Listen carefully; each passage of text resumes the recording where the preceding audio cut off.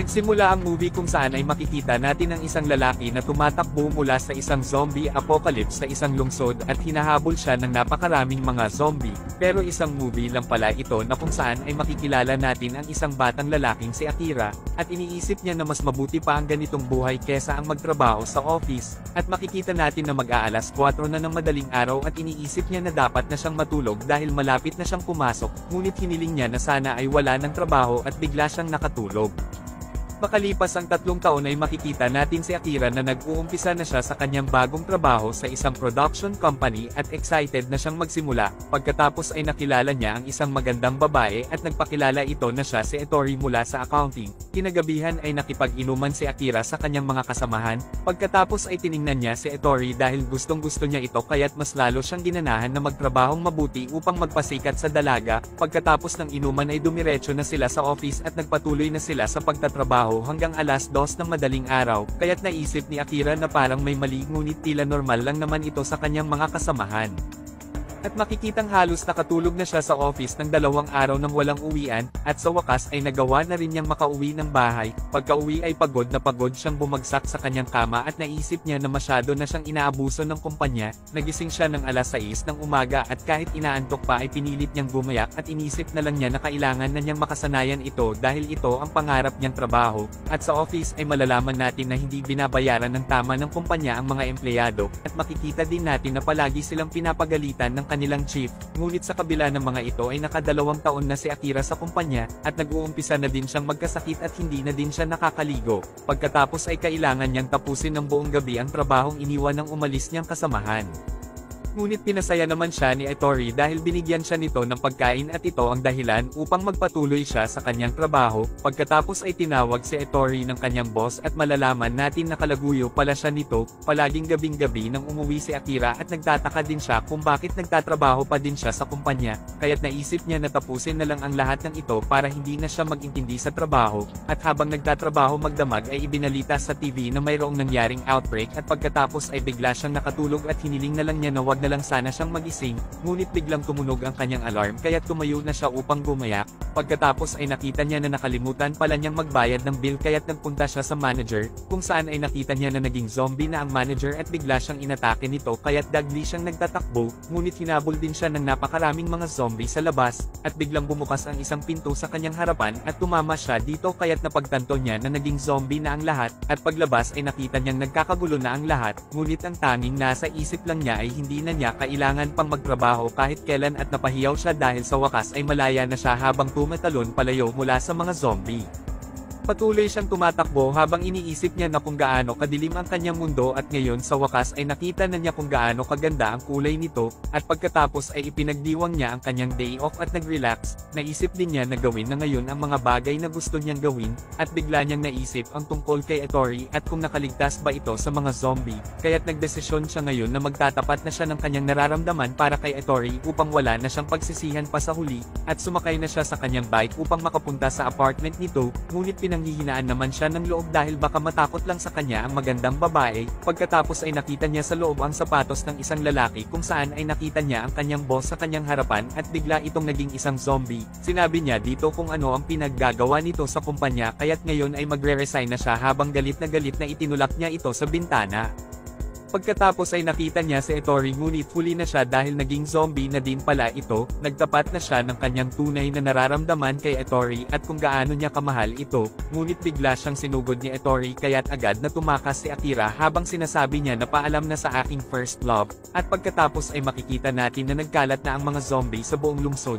Kinagabihan ay kumuha si Akira ng ilang mga supply sa 7-Eleven at iniisip niya na nananaginip lang siya dahil malaya na siya ngayon sa trabaho. Iniisip din niya na maaari siyang mamatay anumang oras at wala nang sapat na panahon upang gawin ang lahat ng gusto niyang gawin, kaya't isinulat niya sa isang notebook ang 100 mga bagay na gusto niyang gawin bago siya mamatay. Kinabukasan ay naglinis na siya ng kanyang apartment, naggrocery sa isang mall, nagkulay ng kanyang buhok, nagpinta ng kanyang litrato, nagpaputok na din siya ng fireworks malapit sa tower, sumakay ng motor at pagkatapos ay nagcamping sa rooftop, at dahil wala siyang kahit anong sauce o asin kaya't bumaba siya sa alulod kung saan ay nakita niya ang mag-asawa sa bintana. Sinabi niya na kukuha siya ng supplies sa convenience store at tinanong kung ano ang gustong ipakuha ng mga ito, at pagkatapos kumuha na siya ng supplies kung saan ay nakilala niya si Shizuko. Pagkatapos ay tinulungan ni ni Akira ang isang lalaki sa labas na inaatake ng isang zombie ngunit pinatay ni Shizuka ito kaya't humanga si Akira sa kanya. Nagpasalamat si Akira sa magandang babae dahil sa pagliligtas nito sa kanya, inaya niya ito sa kanyang apartment ngunit tumanggi ito.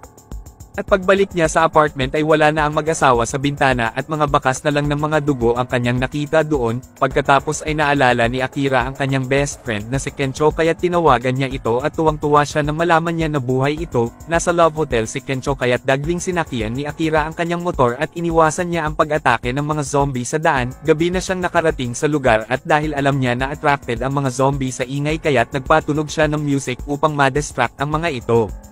Pagkatapos ay iniligtas niya ang kanyang best friend at humingi siya ng tawad dito dahil sa sinabi niya nung magtalo sila, ilang sandali ay nagawa na nilang makatakas sa building at pagkatapos ay ipinagluto siya ni Kencho ng masarap na pagkain. Sinabi niya na gusto niya maging isang superhero upang iligtas ang lahat at sinuportahan naman siya ni Kencho. Pagkatapos ay nagplano si Akira na pumunta sa Marine Paradise Aquarium sa Ibaraki dahil gusto niyang kunin ang shark diving suit na pumuprotekta sa isang tao mula sa mga pating, at dahil sa ganitong steel suit ay hindi makakagat ng mga zombie si Akira, at habang papaalis ay nakita nilang inaatake ng mga zombie ang mga tao kaya tinulungan nila ang mga ito pati na si Shizuka, at dagli silang nagtago sa isang convenience store at nagplano na magtungo sa aquarium dahil maraming mga barikada at makakaing mga isda doon. Wala silang kaalam-alam na may kagat pala sa isang kamay ang lalaking iniligtas nila, at nang mag-inuman ay laking tuwa nila Akira nang malaman nila na mga flight attendant pala ang dalawang babae kaya't nagawa na nila ang isang nakalista sa bucket list. Samantala pagkatapos nilang mag-inuman ay umalis na sila Kencho kasama ang dalawang babae, at habang ginagamot ni Shizuko ang sugat sa kamay ni Akira ay biglang naging isang zombie na ang lalaking kasama nila.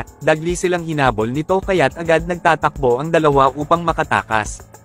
Samantala habang hinihipuan ng dalawang flight attendant si Kencho ay biglang inatake ang mga ito ng lalaking zombie. Hinabol sila ng tatlong mga zombie kaya't nagsindi sila ng mga lozes upang ma-attract ang mga zombie. At sa wakas ay ligtas na silang nakalabas sa convenience store at agad na silang sumakay sa isang camper upang makapunta sa aquarium. Sinubukan nilang tapusin ang bucket list ni Akira bago sila makarating sa aquarium. Nag-surf yoga sila, nag-paragliding, nag-campfire at nag-relax sa isang hot spring habang umiinom ng sake. Nakarating na silang tatlo sa aquarium at nalaman ni Akira na ginawa itong shelter ng kanyang dating boss na si Chief Kisugi, at nandoon din ang mag-asawang nakita niya sa bintana. Nakita din niya na inaabuso ni Kisugi sila Kencho at Shizuka at gusto din siyang abusuhin ulit nito.